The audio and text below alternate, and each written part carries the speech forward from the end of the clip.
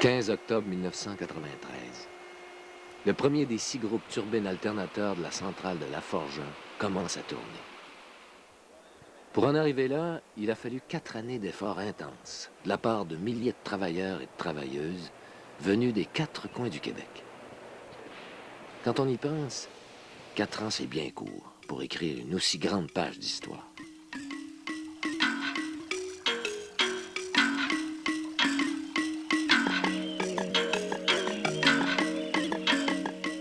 Ah, le chantier de Laforge.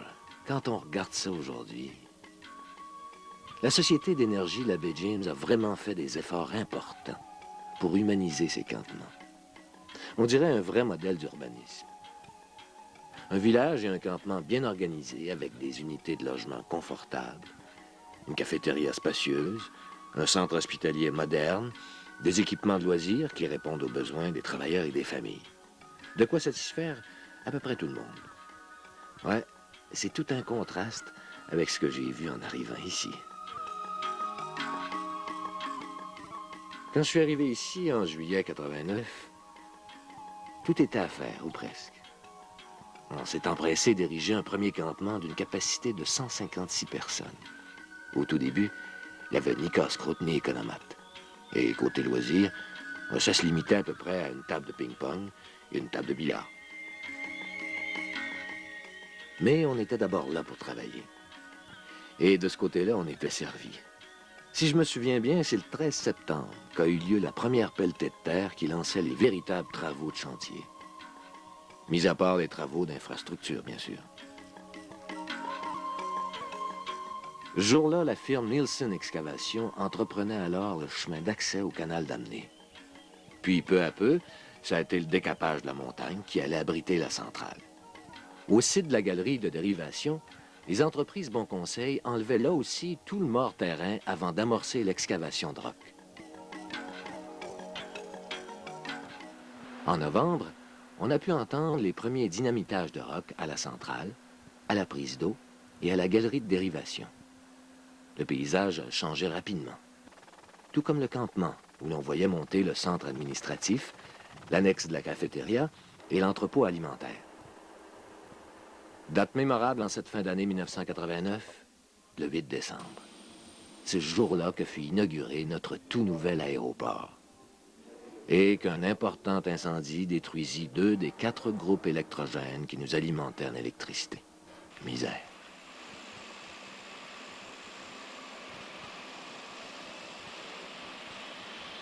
Après le repos bien mérité du temps des fêtes, les travaux ont repris au début de 1990. Bien sûr, à 40 degrés sous zéro, les travaux ne progressent pas au même rythme. Mais de janvier à avril, l'excavation de roc s'est quand même poursuivie sur les différents sites et le campement a continué de progresser.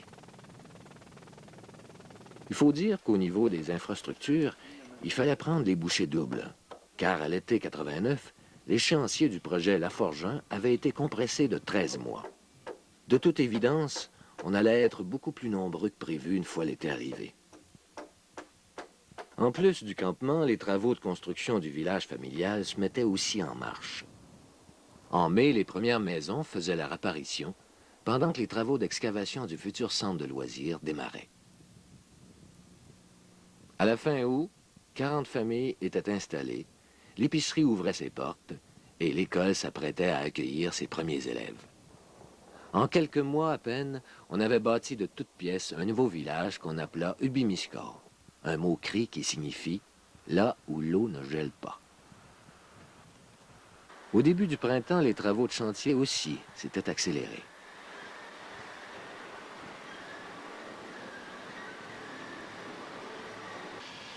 Un nouvel entrepreneur, Spino Construction, avait entrepris l'excavation détaillée de la prise d'eau et des conduites forcées. Au canal d'Amené, comme à la galerie de dérivation, l'excavation de roc faisait des progrès remarquables.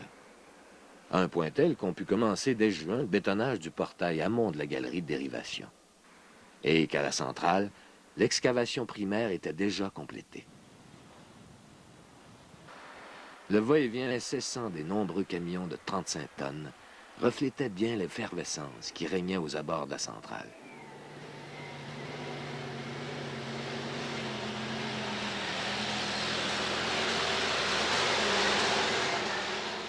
L'excavation des conduites forcées progressait sur tous les fronts. Et à l'automne, on put commencer le bétonnage du coude dans la conduite L11.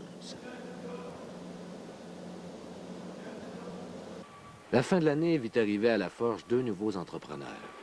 Kiewit, responsable du bétonnage de la centrale, et Nielsen Excavation, qui allait ériger le barrage principal et les 15 digues de la partie sud du réservoir. Avec l'arrivée de nouveaux entrepreneurs, les infrastructures du chantier ont continué à se développer en 1991. Une nouvelle cafétéria d'une capacité de 1200 personnes a ouvert ses portes. De nouveaux dortoirs sont apparus au campement, de nouvelles maisons au village. Mais ce qui a soulevé le plus d'enthousiasme, c'est certainement l'ouverture officielle du centre sportif et de l'aréna. Non seulement le choix des activités devenait plus varié, mais l'ouverture de ces centres d'intérêt permettait d'établir de nouveaux rapports entre les membres de notre petite communauté. On a d'ailleurs bien senti ce nouvel esprit de famille pendant la tenue du deuxième carnaval du Caribou, vite devenu une tradition à La Forge.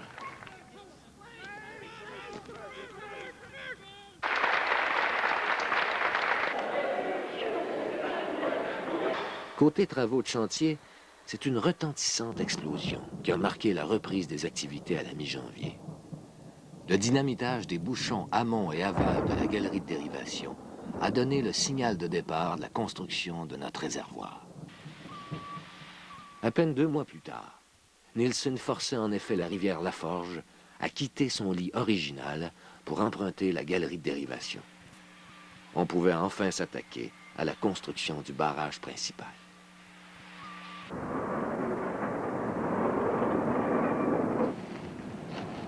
S'il y a une chose que je retiens de 1991, c'est bien la diversité des travaux et la multiplication des sites. Juste pour la réalisation du réservoir, on avait besoin de 2 barrages, 80 digues et environ 150 km de route pour relier tout ça. Heureusement qu'il y avait 3 entrepreneurs pour se partager la tâche. Il y avait d'abord Nielsen au barrage principal. Après le détournement de la rivière, les gars de Nielsen ont commencé par nettoyer toute l'emprise du futur barrage. Et quand je dis nettoyer, je dis nettoyer. Après l'excavation de tout le mort-terrain, ils ont fini le travail à la petite pelle et au jet d'air et d'eau. C'est seulement après ce grand nettoyage qu'ils ont pu commencer le traitement de fondation du barrage.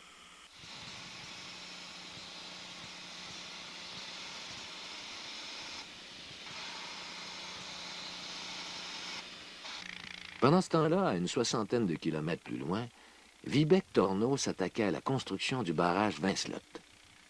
À cet endroit-là, on n'a pas eu besoin de construire une galerie de dérivation pour détourner la rivière.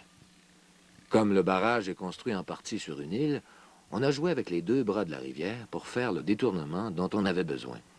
C'est un peu compliqué à expliquer, mais en tout cas, ça a marché. De sorte que là aussi, on a pu amorcer les traitements de fondation et même commencer la mise en place de remblais.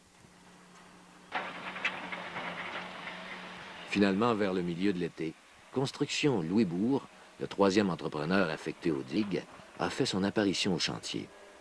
Ça n'a pas été long qu'il s'est attaqué à la construction des 32 digues de la partie ouest du réservoir. Arrivé tard en saison, il a néanmoins complété ses 3 premières digues en septembre et commencé les assises de plusieurs autres.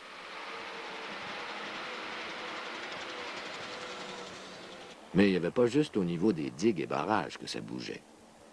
À l'évacuateur de crue, 400 000 des 544 000 mètres cubes de roc ont été excavés par Nielsen en 1991.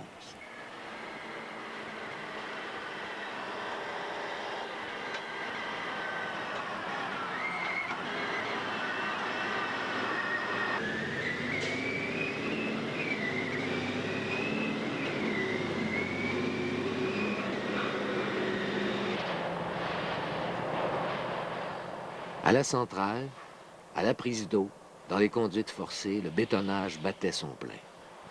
C'est d'ailleurs cet été-là qu'on a pu assister à une première technologique à la centrale, l'utilisation de coffrage de béton pour le bétonnage des aspirateurs. Béton sur béton, fallait une certaine dose d'audace pour tenter pareille expérience. Mais tout a bien fonctionné et Kiewit a pu achever le bétonnage de ses 6 aspirateurs avant la fin de l'été.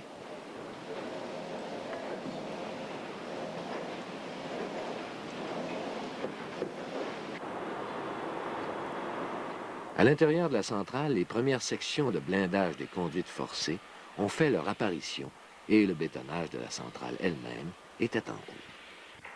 Si bien qu'en septembre, on a vu arriver au chantier un super jeu de mécano, la superstructure de la centrale. C'était très impressionnant de voir monter ça de jour en jour. À la fin de décembre, la centrale avait radicalement changé de physionomie.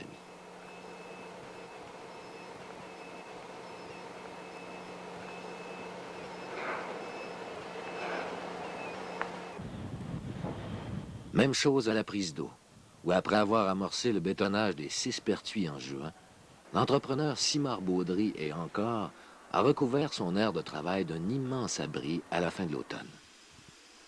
Avec la sensibilité du béton et le froid qui nous glace l'hiver, c'était le seul moyen de continuer le travail. Malgré l'activité fébrile et la multiplication des sites de travail, l'automne de 1991 va nous avoir permis de vivre un moment qu'on n'est pas prêt d'oublier. Au mois de novembre, près de 50 000 caribous ont défilé sous nos yeux en moins de 2 semaines. Un grand nombre d'entre eux avaient choisi de traverser la piste d'atterrissage. L'achalandage était tel qu'avant l'arrivée d'un avion à l'aéroport, le camion de pompiers devait actionner sa sirène pour éloigner les caribous.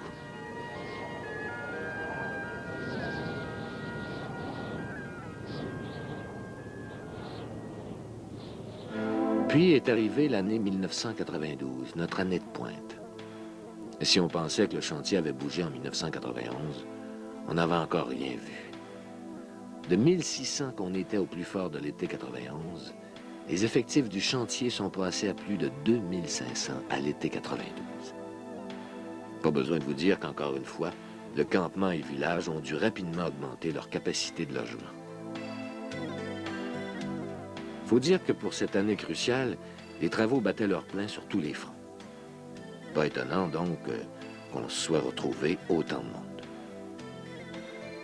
À la centrale, plusieurs entrepreneurs travaillaient de concert. Il fallait synchroniser parfaitement les travaux puisque l'avancement des uns dépendait souvent de l'avancement des autres. Au niveau des conduites forcées, par exemple, l'art machinerie mettait en place les 4 sections de blindage, formant la partie horizontale de chacune de ces conduites. Une fois en place, les sections étaient assemblées, soudées, meulées et soumises à une batterie de tests radiographiques.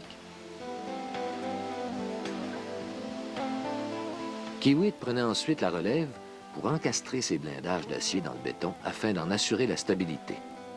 Comme Kiewit était responsable de tout le bétonnage de la centrale, il devait aussi travailler de pair avec Jack Alstom Électromécanique, le turbinier arrivé à la forge en début d'année.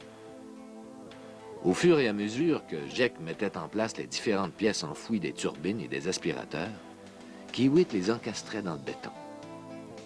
C'est ainsi que tout au long de 1992, on a pu suivre avec intérêt le montage de nos premiers groupes turbines alternateurs. C'était fascinant de voir monter ça. En mars, la première bâche spirale et le premier avant-distributeur sont arrivés.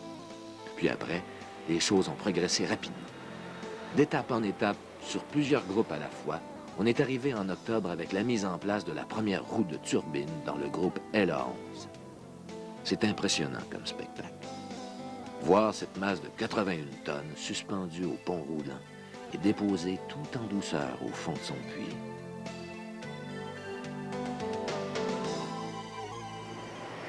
Mais il n'y a pas juste au groupe 11 que ça bougeait. À la fin de l'année, 5 des 6 bâches spirales étaient complétées et la 6e entrait dans sa phase finale. Bien sûr, le groupe 11 recevait une attention particulière, puisque c'est le premier qui devait être mis en service. C'est donc au groupe 11 qu'on a pu observer une autre étape fascinante du montage d'un groupe, l'assemblage du stator. Il y a d'abord l'immense carcasse qu'il faut assembler sur place. Puis, la mise en place des barreaux clavettes. Mais là où ça devient un travail de moine, c'est lors de l'empilage des tôles du stator. Vous savez combien de tôles on doit empiler comme ça, manuellement, pour former un seul stateur? 153 374. Vous rendez-vous compte? 153 374. Ça en prend de la patience. Il y en a d'autres aussi à qui ça prenait de la patience. Les travailleurs d'Arnaud Hydromécanique. Eux, ils étaient responsables de l'installation des systèmes électriques et mécaniques de la centrale. On les voyait partout dans la centrale.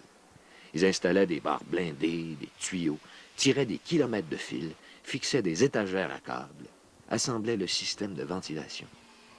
C'est à eux autres aussi que revenait la construction du poste de transformation, localisé sur le toit de la centrale, et celle du poste de départ. En 1992, un nouveau contrat a aussi été accordé à Kiewit, celui d'excaver 2 points bien précis sur la rivière Laforge, en aval de la centrale. Le service hydraulique de la SEBJ a calculé qu'en facilitant l'écoulement de l'eau à la sortie de la centrale, ces travaux d'excavation nous permettraient de récupérer 2,5 mètres de hauteur de chute. Ça a l'air de rien comme ça, mais ça signifie une puissance additionnelle de 32 mégawatts pour la centrale.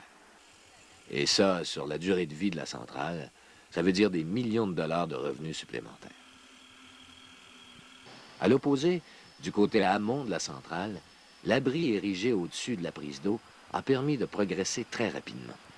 Tout au long de l'hiver, les travailleurs ont pu bétonner leur structure sans se soucier du temps qu'il faisait à l'extérieur. C'est seulement au mois d'août, quand l'entrepreneur a démantelé son abri, que la prise d'eau nous est apparue dans toute sa splendeur. En plus de tous ces travaux-là, il y avait évidemment le réservoir qui lui aussi continuait de progresser.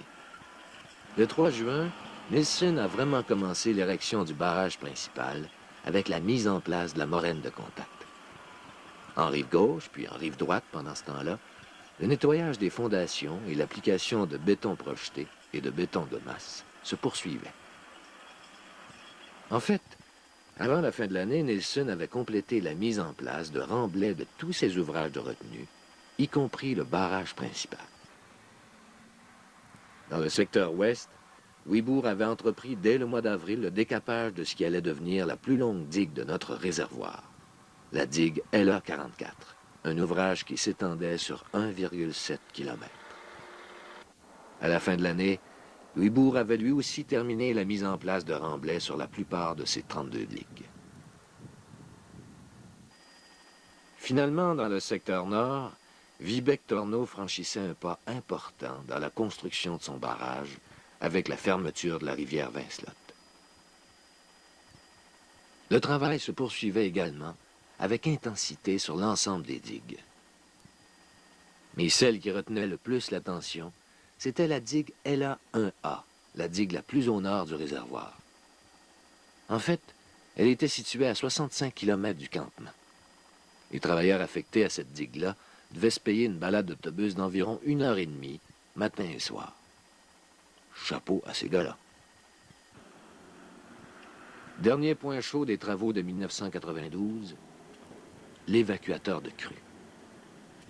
En avril, c'est un nouveau venu à la baie James, Harry V, qui s'attaquait au bétonnage de l'évacuateur.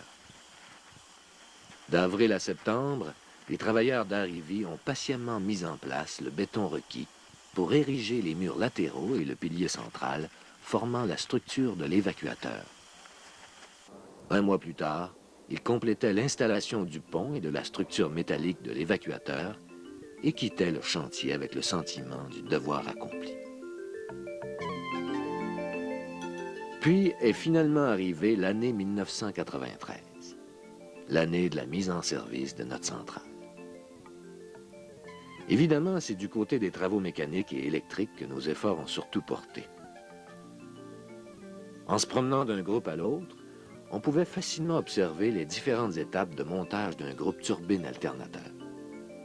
Assemblage de la carcasse d'un stator, mise en place des barreaux clavettes, empilage des tôles, puis les différentes phases du bobinage du stator. Une chose attirait aussi l'attention sur l'aire de montage, l'assemblage du rotor. Une fois mis en place les tôles d'acier et les pôles qui en font un aimant géant, cette pièce-là allait peser 440 tonnes. Pas besoin de vous dire que quand est venu le temps de descendre le rotor dans le groupe LA11 le 1er avril, tous ceux qui étaient à la centrale avaient les yeux grands ouverts. Surtout l'opérateur du pont roulant. Hey, c'est pas une mince tâche de descendre une masse pareille avec une marge de manœuvre d'à peine 3 cm.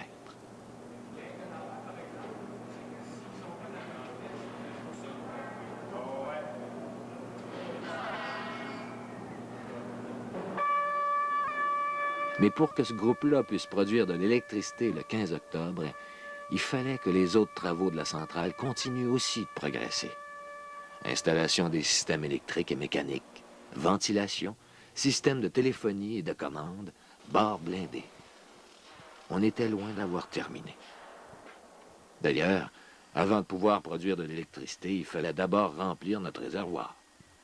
On a donc mis une dernière main aux ouvrages de retenue, tout en réaménageant les différents sites qu'on avait exploités. À plusieurs endroits, on a commencé à reboiser en plantant de l'aune crispée. En repartant d'ici, on voulait que la nature puisse reprendre ses droits, en laissant le moins de traces possible, mis à part les ouvrages permanents. Puis, à la prise d'eau, on a mis en place les sections de vannes et les grilles à débris dans chacun des 6 pertuis. La structure était alors prête à entrer en fonction. À l'évacuateur, on a aussi complété l'installation des vannes. Et bien sûr, on a mis en place la structure métallique et les vannes à l'entrée de la galerie de dérivation. Parce qu'il y avait une étape importante qui approchait à grands pas, la mise en eau du réservoir. C'est sur le coup de midi, le dimanche 1er août, qu'on a abaissé la dernière vanne de la galerie de dérivation pour amorcer le remplissage de notre réservoir. Là, c'était vraiment parti. On se dirigeait en ligne droite vers le 15 octobre, date d'entrée en service officielle de notre premier groupe Turbine Alternateur. D'ailleurs, la mise en eau, c'est un week-end qu'on n'est pas prêt d'oublier à la Forge. Parce qu'en plus de cet événement-là, on était aussi les hôtes des Jeux interchantiers. Puis je vous dis qu'on a fait les choses en grand. D'abord, on avait invité un médaillé olympique comme président d'honneur, Guillaume Leblanc. Puis une chanteuse en pleine ascension pour notre spectacle de clôture, Francine Raymond. Et pour finir, comme dans les plus beaux scénarios de films, c'est notre délégation qui a remporté les Jeux.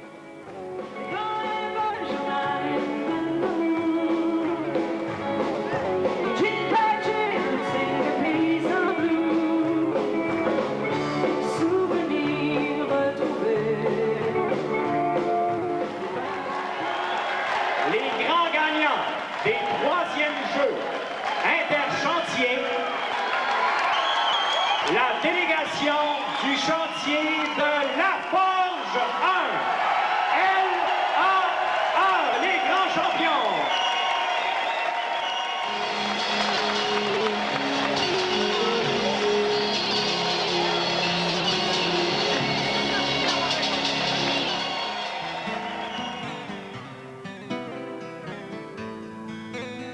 Ouais, ça en fait des souvenirs et du chemin parcouru depuis l'été 89.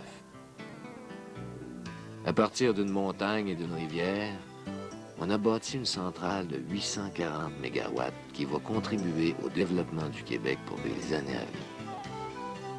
C'est quand même quelque chose.